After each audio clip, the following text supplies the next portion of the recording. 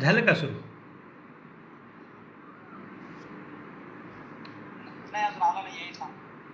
बरं. माझा फोन पण चालला नाही त्यामुळे चालला. आला आला आला आलं ना? अमित आवाज येतो का? हा येतो आवाज. येतोय. सुरू करू?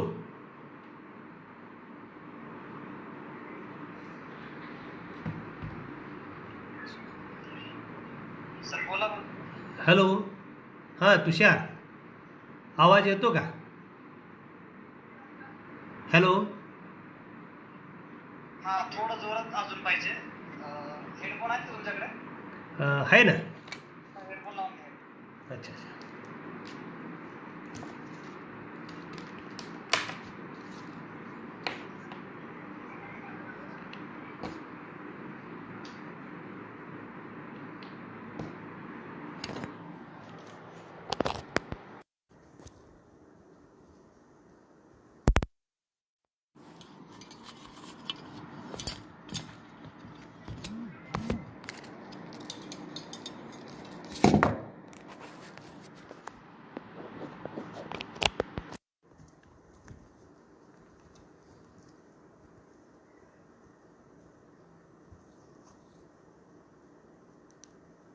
हॅलो. येतो आवाज?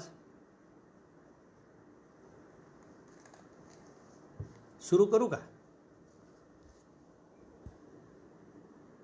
हां.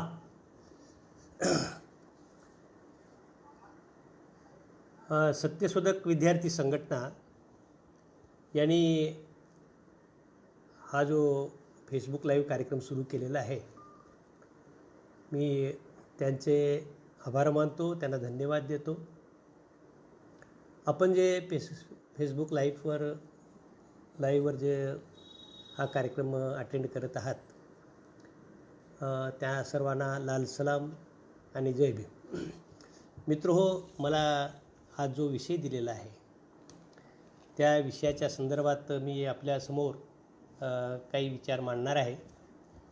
लॉकडाऊनमुळे स्थलांतरित कामगारांचा प्रश्न आणि कामगार कायद्यातील बदल हा मला विषय देण्यात आलेला आहे.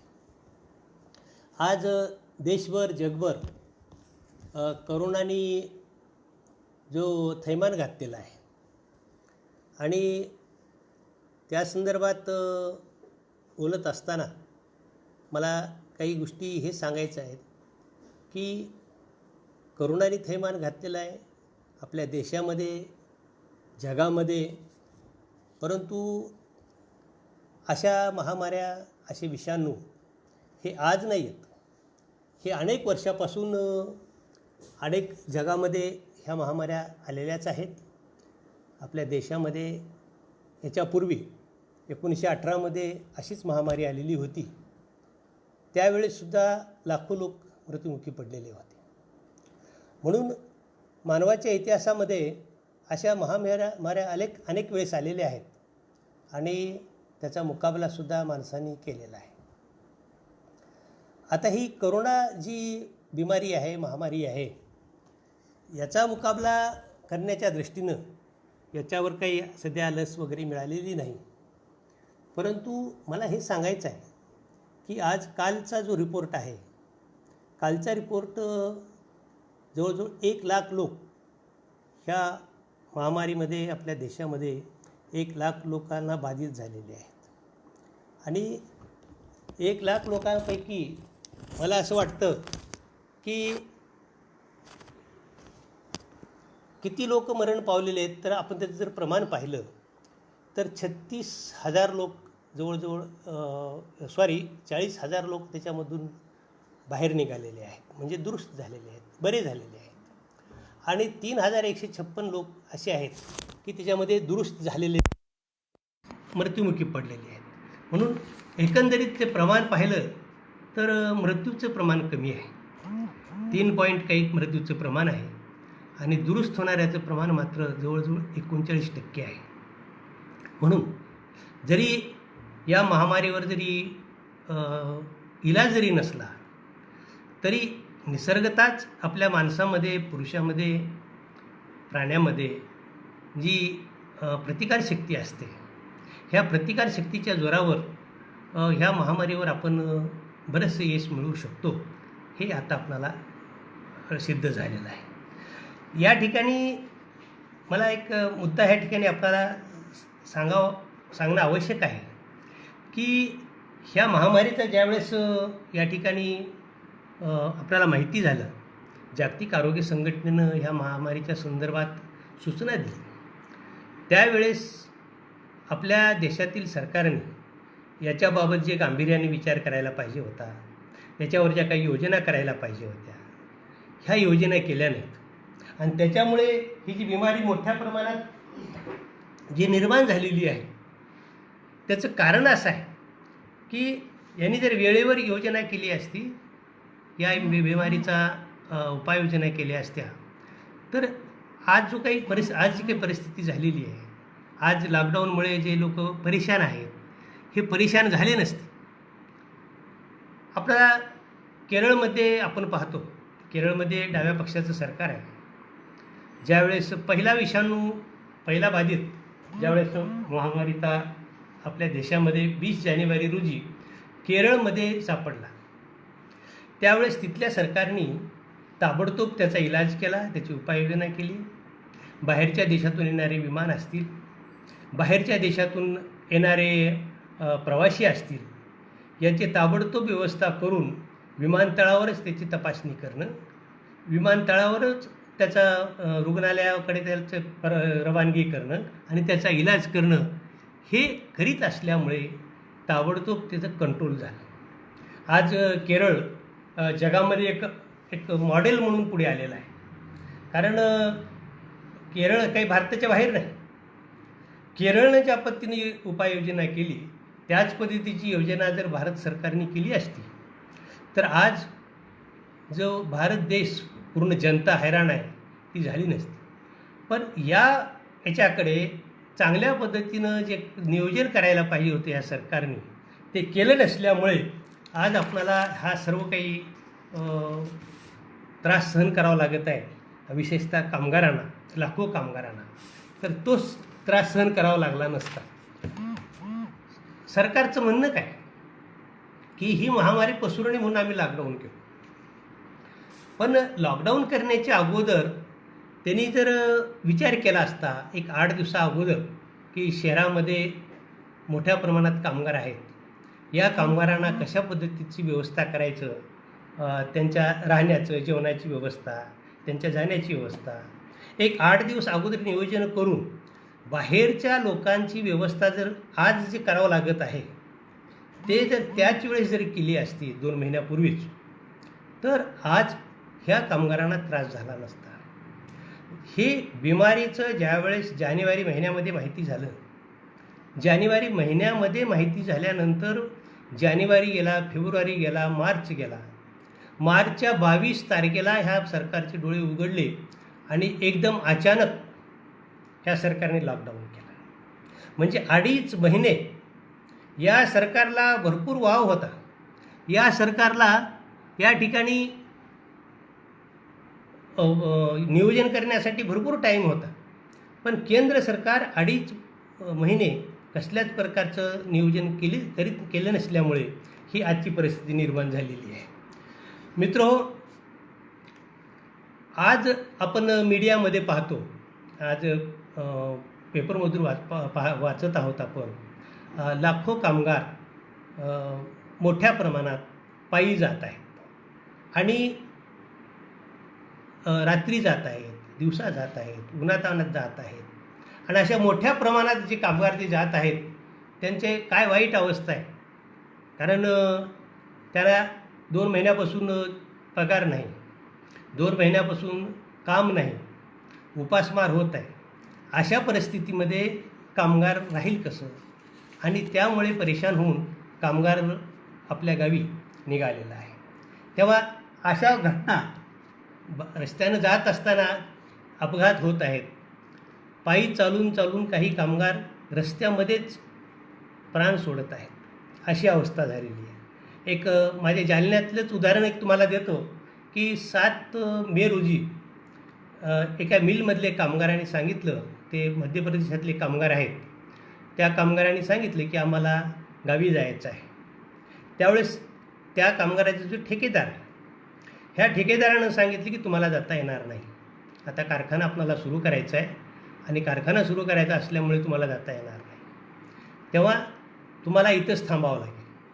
आता त्यांना ओढ लागलेली होती आणि ते सर्व कामगारांनी रात्री अचानकपणे कुणाला न विचारता ते औरंगाबादकडे निघाले. औरंगाबादकडे जात असताना ते रस्त्याने गेले नाहीत, हायवेने गेले नाहीत, ते रेल्वेच्या रुळावरून गेले. रेल्वेच्या रुळावरून जात असताना एक 40 किलोमीटर ते पायी गेल्यानंतर 40 किलोमीटर गेल्यानंतर त्यांना थकवा आला आणि रस्त्यामध्ये त्या ठिकाणी एक करमाड नावाचं स्टेशन आहे. त्या करमाड स्टेशनच्या जवळ त्यांना थकवा आल्यामुळे ते थांबले आणि थांबून त्या ठिकाणी त्यांनी थोडा आराम केला. थकवा आल्यामुळे साहजिक आहे त्यांना झोप येणं आणि त्याच ठिकाणी ते थोडा आराम करत असताना ते झोपले असताना तेवढ्यात एक मालगाडी आली आणि मालगाडीमुळे एक सर्व कामगार जागच्या जागी चिरडून गेले. 16 कामगार जागच्या जागी चिरडून गेले. 3 कामगार जखमी झाले. अशा पद्धतीनं फक्त जालन्यातच नाही तर 15 तारखेला UPमध्ये सुद्धा अशी घटना झालेली आहे. रोज घटना होत आहेत. कालची घटना आहे, 3 महिला एका ॲक्सिडेंटमध्ये 3 महिला जागच्या जागीच वारलेल्या आहेत आणि जवळजवळ 16 कामगार जखमी झालेले आहेत. आज आपण 1.5 महिन्याचा जर आढावा घेतला तर 1.5 महिन्यामध्ये 360 कामगार रस्त्यानं जाताना अपघातामध्ये वेगवेगळ्या कारणांनी ते मरण पावलेले आहेत. म्हणजे अशा पद्धतीची अवस्था आज स्थलांतरित कामगार मोठ्या प्रमाणात आज परेशान झालेला आहे. सरकार एक आकडेवारी सांगतं. सरकारची आकडेवारी अशी आहे की एकंदरीत 8 कोटी कामगार आपल्या भारतामध्ये आहे. म्हणजे स्थलांतरित कामगार 8 कोटी स्थलांतरित कामगार आहे असं सरकारचं म्हणणं आहे. सरकारची आकडेवारी आहे. मोठ्या प्रमाणात आहे, बरोबर आहे, आणि वेगवेगळ्या शहरामध्ये आहे, छोट्या मोठ्या शहरामध्ये आहे. म्हणून एका गुजरातमधल्या एका संस्थेनं सर्वे केलेला आहे. त्या संस्थेचं नाव आहे आजीविका संस्था आहे. त्या संस्थेनं गुजरातमध्ये जाऊन एक सर्वे केलेला आहे. त्या गुजरातमधल्या 2 शहराचा त्यांनी सर्वे केला. एक सुरत आणि दुसरे अहमदाबाद, ह्या 2 शहरामध्ये त्यांनी सर्वे केलेला आहे. आणि त्या 2 शहरामध्ये सर्वे केल्यानंतर त्यांनी निष्कर्ष काढलेला आहे. आणि जवळजवळ 50 लाख कामगार एकट्या सुरत शहरामध्ये आहेत आणि त्यातले 25 लाख हे स्थलांतरित कामगार आहेत. आता मध्यंतरी ज्यावेळेस लॉकडाऊन झाला, लॉकडाऊनमुळे सर्व कामगार त्या ठिकाणी परेशान झाले आणि 25 लाख जो कामगार आहे स्थलांतरित असणारा, त्यांनी आपल्या गावी जाण्याचा प्रयत्न केला. परंतु सरकारने सांगितलं की गावी जाता येणार नाही, लॉकडाऊनमुळे सर्व आपल्या घरीच राहा. सर्वांची जेवणाची व्यवस्था केलेली आहे, सर्वांची राहायची व्यवस्था केलेली आहे, सर्वांच्या पगारीची व्यवस्था केलेली आहे. हे सरकारनं सांगितल्यामुळे लोकांनी काही दिवस सरकारला एक सहकार्य करायला पाहिजे. म्हणून सरकारला कामगारांना वाटले की आपण काही दिवस सहकार्य करून ह्या महामारीपासून आपण वाचायला पाहिजे. परंतु या ठिकाणी एक मुद्दा मला ह्या ठिकाणी सांगायचा आहे की हा जो कामगार आहे स्थलांतरित कामगार, हा परमनंट कामगार नसतो. हा जो कामगार असतो हा रोजंदारीवर असणारा कामगार असेल, हा कंत्राटी कामगार असतो. ह्या कामगारामध्ये वेगवेगळे बांधकामामध्ये काम करणारा असेल, ऊसतोड कामगार असेल, वीट काम करणारा हा कामगार असेल, अशा वेगवेगळ्या प्रकारामध्ये हा असंघटित क्षेत्रामध्ये विखुरलेला कामगार आहे. आणि हा कामगार जो आहे तो कसल्याच प्रकारचं कायद्याचं सुरक्षण याला नसतं आणि तो कमाईसाठी आपल्या गावातून शहरामध्ये जातो, कमाई करतो.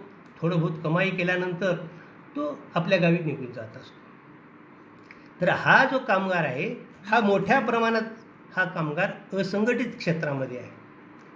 त्याला कसल्याच प्रकारचं कायद्याचं सुरक्षण नाही. कारखान्यामध्ये काम करणारा कामगार आहे, त्याच्यामध्ये वेगवेगळ्या बांधकाम धंद्यामध्ये काम करणारा कामगार असतो, याच्यामध्ये हॉटेलमध्ये करणारा कामगार असतो, काही कामगार स्वतःचे छोटे छोटे धंदे तयार करणारे कामगार असतात, थोडक्यात ऑटो रिक्षा चालवणारा कामगार असतो, बरेच असे ज्यूस सेंटर, चहाची टपरी, असे छोटे छोटे धंदे व्यवसाय करणारे कामगार असतात. आणि हे कामगार ज्यावेळेस लॉकडाऊन झाला त्यावेळेस ह्या सर्वच्या सर्व कामगारांचं काम गेलेलं आहे. 1.5 महिना झालं, पगार नाही, काम नाही, घरामध्ये बसून राहावं लागतं. अशा परिस्थितीमध्ये हा जो कामगार आहे हा कामगार अस्वस्थ झालेला होता. हा जो असंघटित कामगार आहे, हा सर्व कामगार, हा असंघटित क्षेत्रातला कामगार हा दलित वर्गातून आलेला आहे, आदिवासी वर्गातून आलेला आहे, हा भटक्या समाजाचा मोठ्या प्रमाणात आहे, ओबीसी समाजातला कामगार आहे आणि अल्पसंख्याकसुद्धा आहे. म्हणजे मागास जातीमधून आलेला हा कामगार आहे मोठ्या प्रमाणात. आणि हा मोठ्या प्रमाणात कामगार याच्यातून आल्यामुळे त्याच्यामध्ये हा सर्व असंघटित जरी असला तर देशाच्या उत्पादनामध्ये, देशाच्या राष्ट्रीय उत्पन्नामध्ये याचं फार मोठ्या प्रमाणात सिंहाचा वाटा आहे.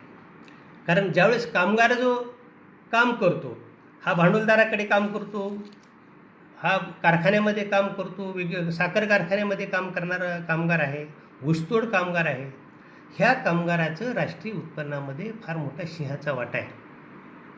आणि एवढ्या मोठ्या प्रमाणात कामगाराचा मोठ्या प्रमाणात सहभाग असणारा हा कामगार, राष्ट्रीय उत्पन्नामध्ये सहभाग असणारा कामगार, या कामगाराचा जो विचार मोदी सरकारने करायला पाहिजे होता तो सरकारने हा विचार केलेला नाही. आणि म्हणून परंतु मोदी सरकारने काय केलं, मोदी सरकारने जे बाहेरच्या देशामध्ये अडकलेले जे लोक आहेत, जे व्यापारी असतील, जे भांडवलदार असतील, जे नोकरीसाठी गेलेले असतील, कमाई करण्यासाठी गेलेले असतील, हे कमाई करण्यासाठी गेलेल्या लोकांना मात्र घेऊन येण्याची व्यवस्था मोदी सरकारने केलेली आहे. त्यासाठी एक वंदे मातरम मिशन राबवली त्यांनी त्या लोकांना घेऊन येण्यासाठी. म्हणजे एक स्पष्ट दिसतं की मोदी सरकारला बाहेरच्या देशामध्ये कमाई करण्यासाठी गेलेल्या लोकांची काळजी आहे, श्रीमंत लोकांची काळजी आहे, भांडवलदार लोकांची काळजी आहे. परंतु या ठिकाणी आपल्या देशाचं राष्ट्रीय उत्पन्न वाढवणारा जो कामगार आहे आणि हा मोठ्या संख्येनं कामगार आहे, त्या कामगाराची काळजी नाही. बाहेरच्या देशातील लोकांना ते विमानाने घेऊन येत आहे आणि आपल्या देशातील जो कामगार आहे हा 2 महिन्यापासून लॉकआउटमध्ये अडकून पडलेला आहे, त्याला घेऊन जायची, त्याला गावी नेऊन सोडायची व्यवस्था केली जात नाही. परंतु ह्या कामगारांची व्यवस्था न करता, म्हणजे याच्यावरून स्पष्ट होतं की हे सरकार जे आहे हे सरकार श्रीमंत वर्गाचं आहे, कामगाराचं नाही, गरीब कामगाराचे हे सरकार नाही. हे सरकार श्रीमंत वर्गाचं आहे आणि हे सरकार श्रीमंत वर्गाचं असल्यामुळे लॉकडाऊनमध्ये या कामगाराची त्यांनी काळजी केली नाही. आता लॉकडाऊनला सुरुवात होऊन जवळजवळ 2-3 दिवसाच्या नंतर 2 महिने होतात. 22 मार्चला त्यांनी लॉकडाऊन केला, म्हणजे पहिलं बंद केलेला होता आणि 24 पासून कायमचा लॉकडाऊन केलेला आहे. म्हणजे 2 महिन्यामध्ये कामगार अडकून आपल्या घरी पडलेला आहे. कामगारांना वाटलं ज्यावेळेस लॉकडाऊन सुरू केला त्यावेळेस 14 एप्रिलपर्यंतचा लॉकडाऊन होता. कामगाराच्या लक्षात आलं की ठीक आहे, एक 14 एप्रिलपर्यंत आपण थांबू. म्हणून कामगारांनी 14 एप्रिलपर्यंत सरकारला साथ देण्यासाठी कसल्याच प्रकारचं अडचणी निर्माण केलेल्या नाही. 14 नंतर आपल्याला जाता येईल.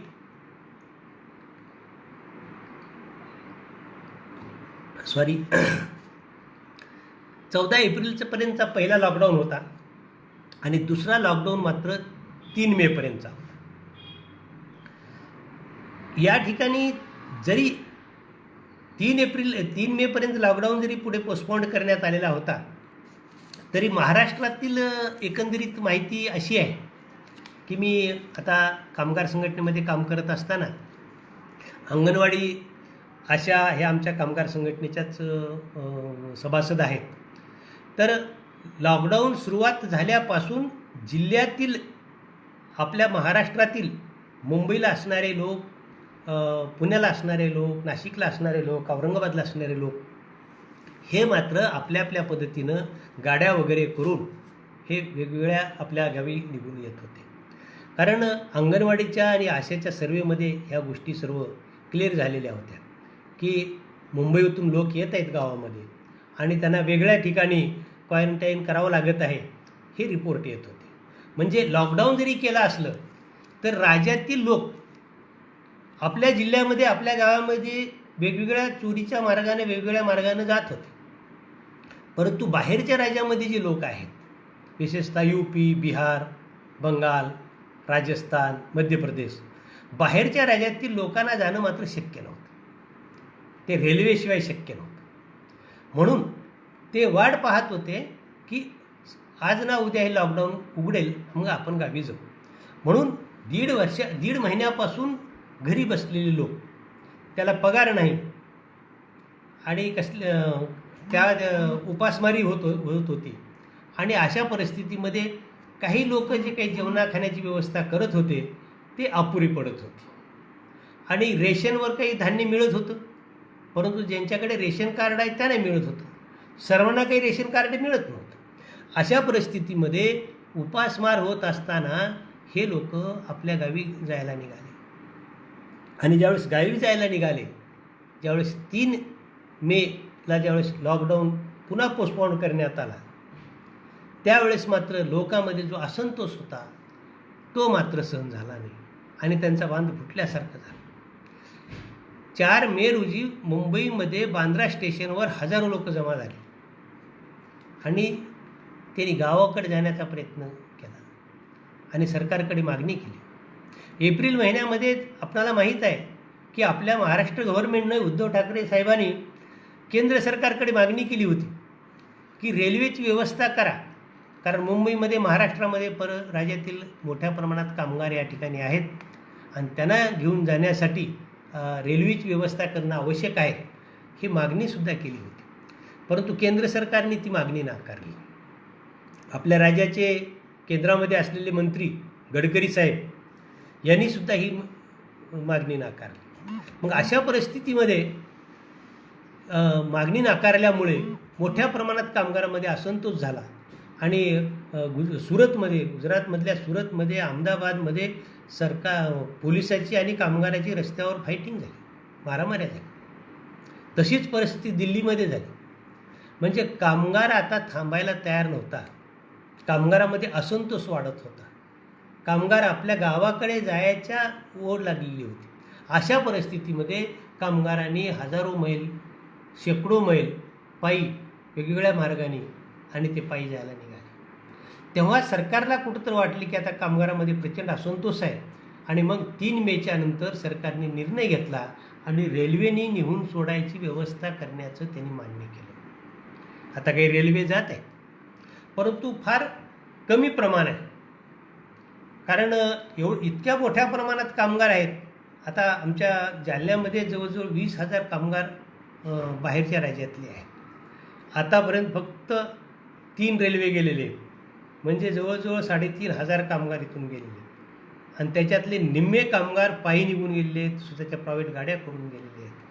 म्हणजे सांगण्याचा उद्देश आहे की कामगार आता थांबायला तयार नाहीत आणि हा जर कामगार संघटित जर असता, हा जर कामगार मोठ्या प्रमाणात जर त्यांच्या पाठीमागं संघटना जर असती, हा संघटनेमध्ये जर सामील राहिला असता, तर मी म्हणतो की आपल्या देशामध्ये अशा परिस्थितीमध्ये एक प्रकारचा मोठा विद्रोह झाला असता.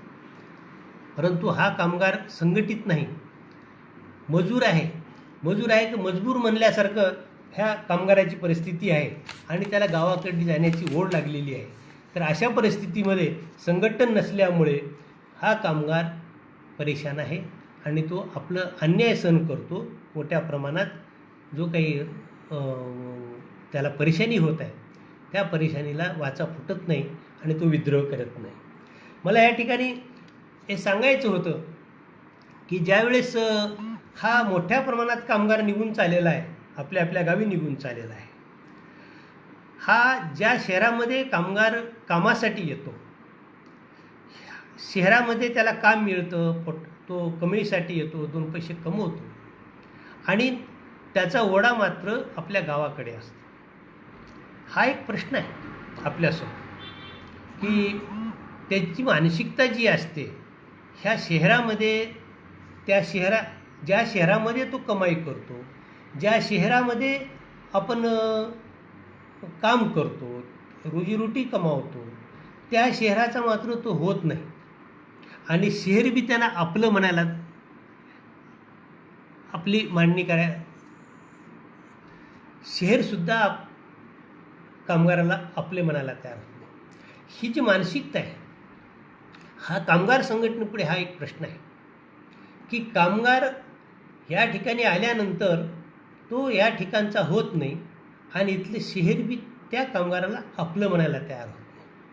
हा प्रश्न आपल्याला पुढच्या काळामध्ये विचार करावा लागेल आणि हा मोठ्या प्रमाणात कामगार जो आहे असंघटित, तो संघटित नसल्यामुळे हा जो प्रश्न निर्माण झालेला आहे आपल्यापुढे, देशापुढे, या कामगाराला संघटित करणं आवश्यक आहे.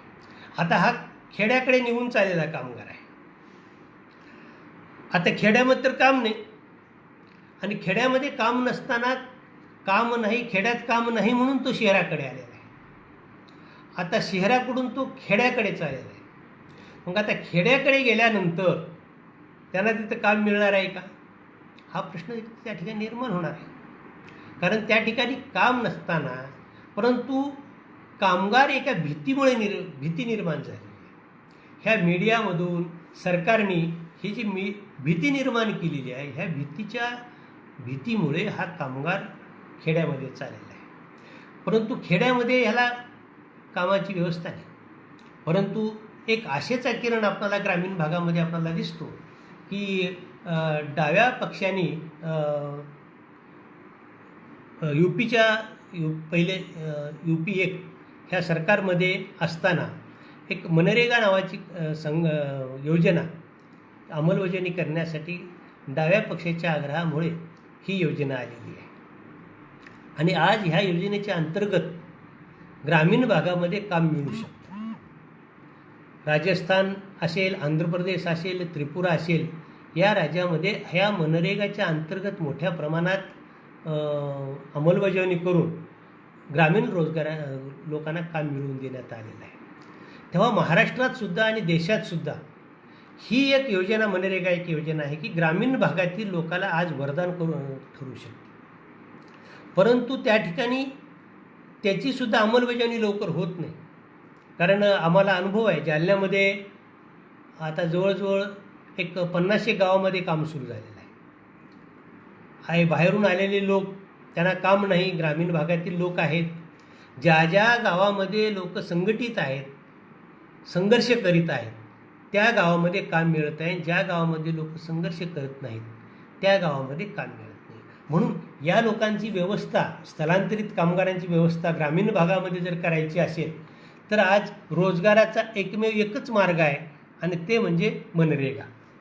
आणि त्यासाठी कामगारांना मागणी करावं लागेल, त्यासाठी संघटन करावं लागेल. आता भाजपचं सरकार आहे. भाजप 2014च्या अगोदर भाजपने असा कार्यक्रम राबवला होता की मनरेगाबद्दल भाजपचं मत असं होतं की ही योजना आहे ती भ्रष्टाचारी योजना आहे आणि ही योजना बोगस योजना आहे असं भाजपचं म्हणणं होतं. आणि त्यांनी जाहीर बी केलं होतं की आमचं सरकार जर आलं तर ही योजना आम्ही बंद करून टाकू. भाजपने जाहीर केलं होतं. परंतु त्यांचं सरकार आल्यानंतर त्यांनी योजना बंद केली नाही, योजना चालू ठेवलेली आहे. उलट आता परवा आर्थिक पॅकेज ज्यावेळेस पंतप्रधानांनी जाहीर केलं आणि अर्थमंत्र्यांनी नंतर त्याची तरतुदी काय काय आहे ते 5 दिवस पत्रकार परिषदा घेऊन त्या ठिकाणी सांगितले. त्याच्यामध्ये त्यांनी मनरेगाच्या ह्याच्यासाठी बजेटमध्ये 61,000 कोटीची तरतूद होती, तर ती तरतूद वाढवून आता 40,000 कोटीची तरतूद वाढवलेली आहे. म्हणजे 1,01,000 कोटी ही मनरेगासाठी तरतूद केलेली आहे. म्हणून मला असं वाटतं की दोन प्रश्न आहेत की या कामगारांना संघटित करणं, तो शहरातला कामगार असेल की ग्रामीण भागातला कामगार असेल, हा प्रश्न आहे. आणि या कामगाराची मानसिकतेचा अभ्यास करणं, हे दोन प्रश्न आज मला असं वाटतं की परिवर्तनवादी शक्तीसमोर, डाव्या शक्तीसमोर आणि एकंदरीत कामगार संघटनासमोरचे हे प्रश्न आहेत. म्हणून ग्रामीण भागातला कामगार आता हा जो स्थलांतरित कामगार आहे हा सर्व असंघटित कामगार आहे, असंघटित कामगारामध्ये मोडतो.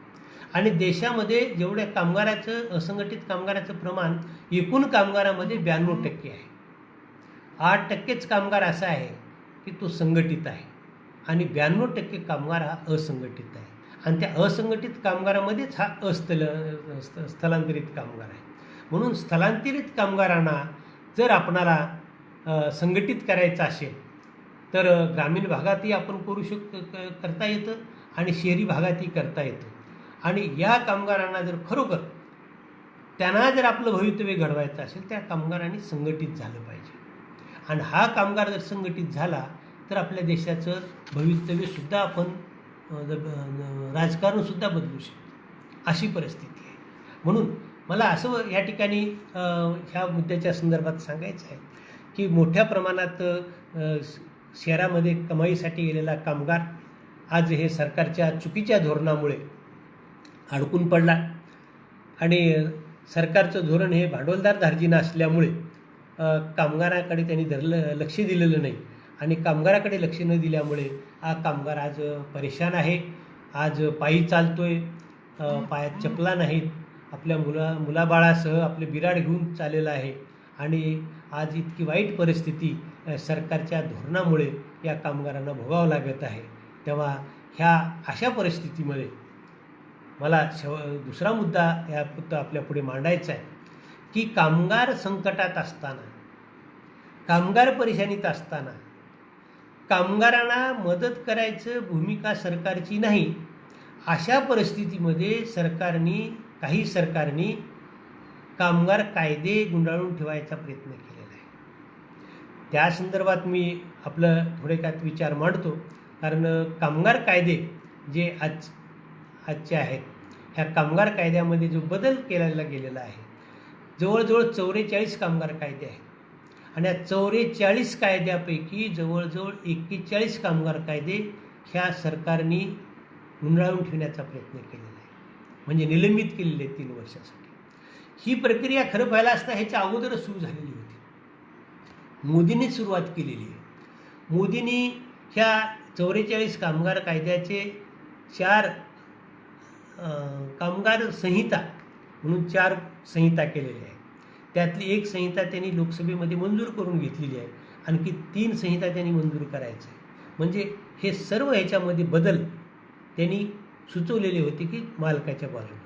पण आज ह्या कोरोनाच्या महामारीचा, ह्या संकटाचा फायदा घेऊन पूर्णच कामगार कायदे गुंडाळून ठेवण्याचा प्रयत्न ह्या सरकारने केलेला आहे. म्हणजे मला ह्या ठिकाणी एवढं सांगायचं आहे आपणाला की हे जे 44 कायद्यापैकी जवळजवळ 41 कायदे त्यांनी निलंबित करून टाकलेले आहेत. आणि फक्त 3 कामगार कायदे आहेत की त्यांनी निलंबित केलेले नाहीत. 3 कामगार कायदे. ते 3 कामगार कायदे कोणते आहेत? एक इमारती व बांधकाम कामगार कायदा, हा कामगार कायदा त्यांनी निलंबित केलेला नाही. कारण का?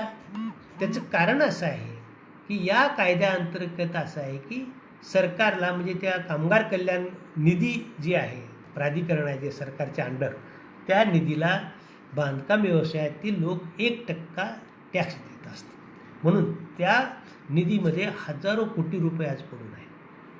म्हणजे हा पैसा सरकारला वापरता येतो, म्हणून हा कायदा त्यांनी तसाच चालू ठेवलेला आहे. दुसरा कायदा वेठबिगार कामगार कायदा, वेठबिगार कायदा. आता वेठबिगार कायदा असा आहे की मानवी हक्क कायदा येतो आणि भारत सरकारने वेठबिगारी रद्द केलेली आहे आणि हे भारतीय आपल्या संविधानामध्ये त्याचं तरतूद करण्यात आलेली आहे. म्हणून तो एक कायदा त्यांनी रद्द केलेला नाही. तिसरा कायदा आहे वेतन कायदा. म्हणजे 15,000पेक्षा ज्या कामगारांना पगार कमी आहे त्या कामगारांना पगार दिला पाहिजे. म्हणजे 15,000च्या खालच्या त्यांना द्यावं आणि त्यानं नाही दिलं तर त्याच्याबद्दल कारवाई करण्यात येईल असं त्याच्यामध्ये दिलेलं आहे. परंतु हे तिन्ही कायदे जे आहेत हे तिन्ही कायद्या त्यांनी जरी कायम ठेवलं असलं जे महत्त्वाचे जे कायदे आहेत ते मात्र त्यांनी निलंबित केलेले आहेत. एकूण 41 कायदे 40-41 कायदे त्यांनी निलंबित केलेले आहेत. फॅक्टरी जो कायदा आहे जो फॅक्टरी ॲक्ट जो 100 वर्षापासून 100-150 वर्षापासून कामगारांनी एक संघर्ष करून मिळवलेले हे कायदे आहेत. सर्व जे कायदे आहेत एक 100 वर्षापासून संघर्ष करून 1875मध्ये नारायण मेघाजी लोखंडे यांनी कामगारांना संघटित करून फॅक्टरी ॲक्ट लागू करा म्हणून संप केला होता आणि तो कायदा 1890मध्ये मंजूर झाला. पहिला प्रथम त्याचे संविधा 80मध्ये मंजूर झाली. नंतर कायदा रूपानं मंजूर झाला, विधेयकाच्या रूपानं मंजूर झाला. म्हणजे हे कामगार कायदे स्थापन करण्यामध्ये एकंदरीत 100 ते 125 वर्षाचा काळ आहे. नंतर आपले गिरणी कामगार आहेत. गिरणी कामगारांनी फार मोठा संघर्ष करून ट्रेड युनियन ॲक्ट कायदा मंजूर करून घेतलेला आहे. त्यानंतर जे वेगवेगळे कायदे आहेत भारत स्वातंत्र्य झाल्यानंतर डॉक्टर बाबासाहेब आंबेडकर ज्यावेळेस मजूर मंत्री झालेले होते इंग्रजांच्या काळामध्ये त्यावेळेस त्यांनी काही कायदे मंजूर केलेले आहेत. म्हणजे भारत स्वातंत्र्य झाल्यानंतर काही कायदे मंजूर झाले. म्हणजे हे 40-41 जे कायदे निर्माण झाले हे 40-41 कायदे सहजासहजी मान्य झालेले नाहीत. हे 40 जे कायदे आहे 44 कायदे आहेत कामगारांनी मोठ्या प्रमाणात संघर्ष करून मिळवलेले कायदे आहेत. आणि त्याच्यातला महत्त्वाचा कायदा फॅक्टरी ॲक्ट. ह्या कायद्यामध्ये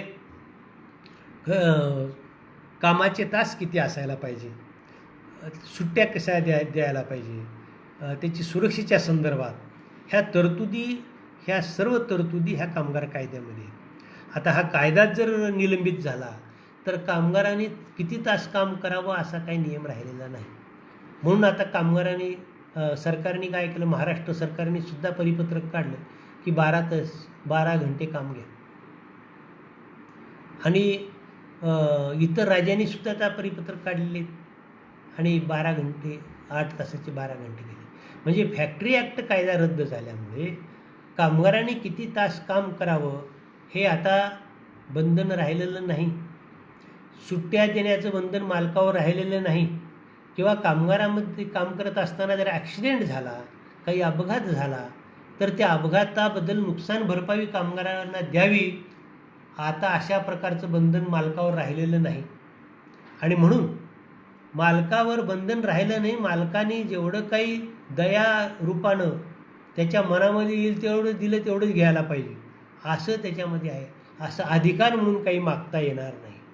दुसरा महत्त्वाचा कायदा ट्रेड युनियन ॲक्ट जो कायदा इंग्रजांच्या काळातच मंजूर झालेला आहे. ट्रेड युनियन ॲक्ट 1926मध्ये तो कायदा स्थगित केला.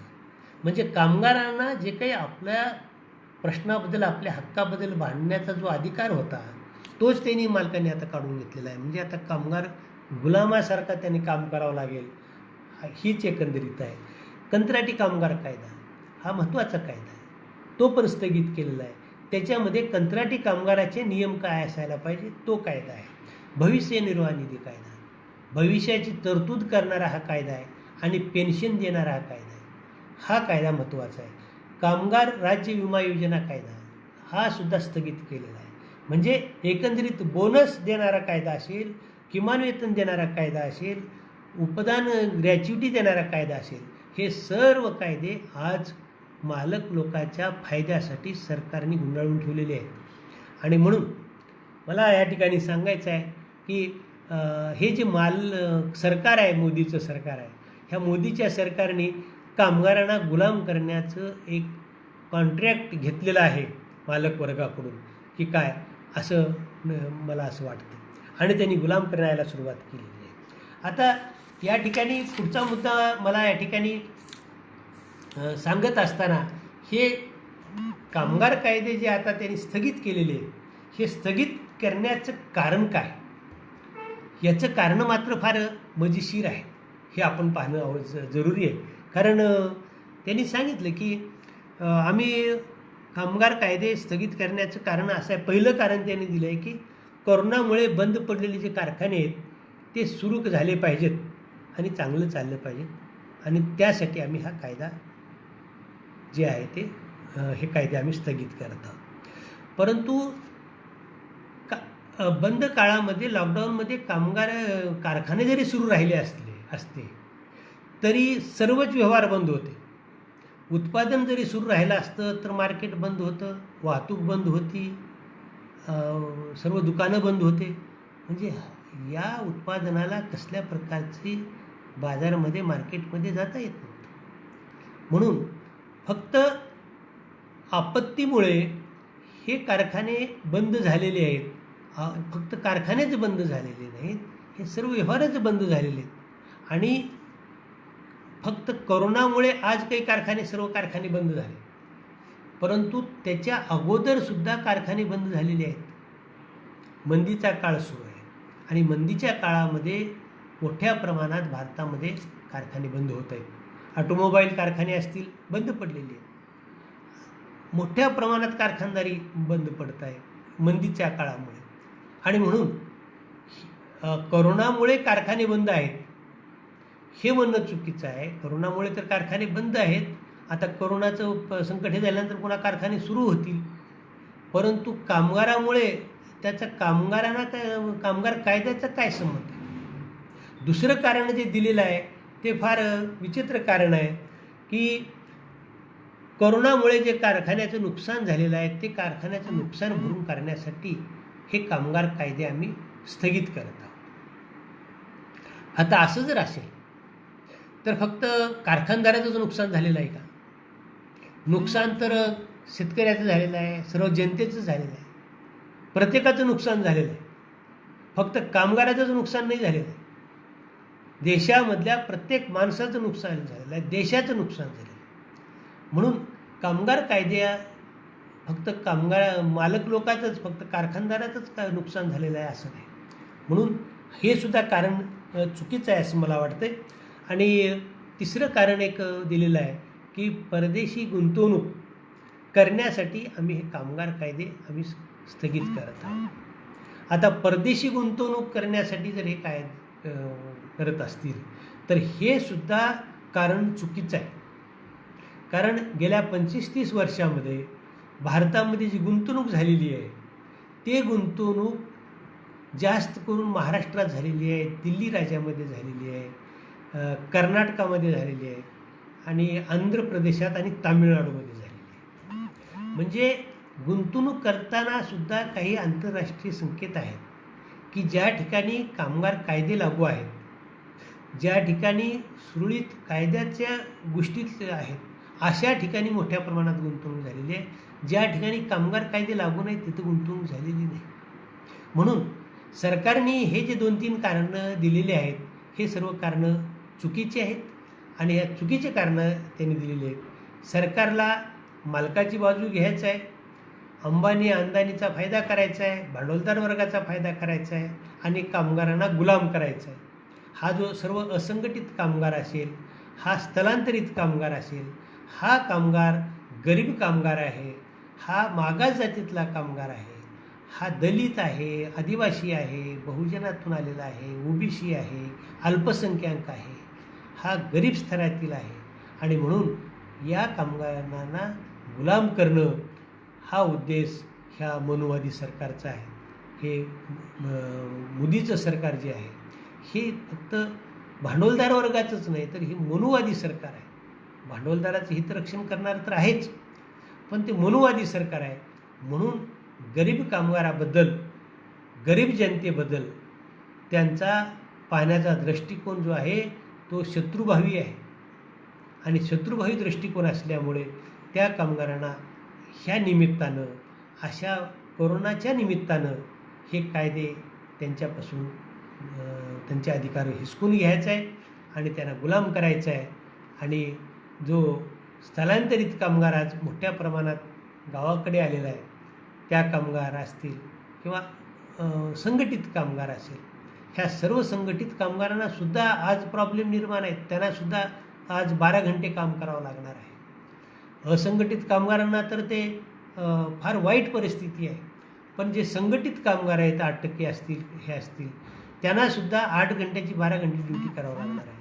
आणि म्हणून देशातील सर्व कामगार संघटनाची परवा 15 तारखेला दिल्लीमध्ये बैठक झाली आणि हा जो काही कामगार कायद्यामध्ये झालेला बदल आहे, कामगार कायद्यामध्ये झालेले बदल आणि त्या निलंबित करण्यात आलेले कायदे आहेत, त्याचा सरकारचा विरोध करण्यासाठी 22 मे रोजी पूर्ण देशामध्ये दिल्लीमध्ये एक ते आंदोलन त्यांनी राजघाटावर ठेवलेलं आहे. मुंबईमध्ये हुतात्मा चौकामध्ये आंदोलन ठेवलेलं आहे. सर्व कामगार संघटना या संदर्भात एकत्र आलेले आहेत आणि सर्व कामगार संघटना एकत्र येऊन हे आंदोलन करण्याचं त्यांनी ठरवलेलं आहे आणि 22 तारखेला देशभर हे आंदोलन होणार आहे.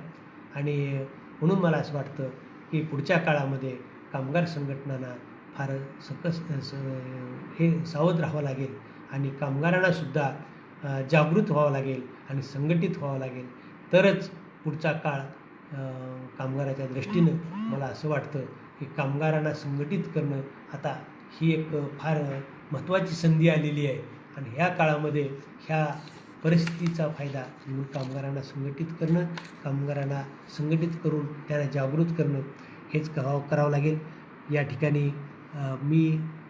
ठिकाणी माझे विचार मी इथं समाप्त करतो आणि काही प्रश्न असतील, काही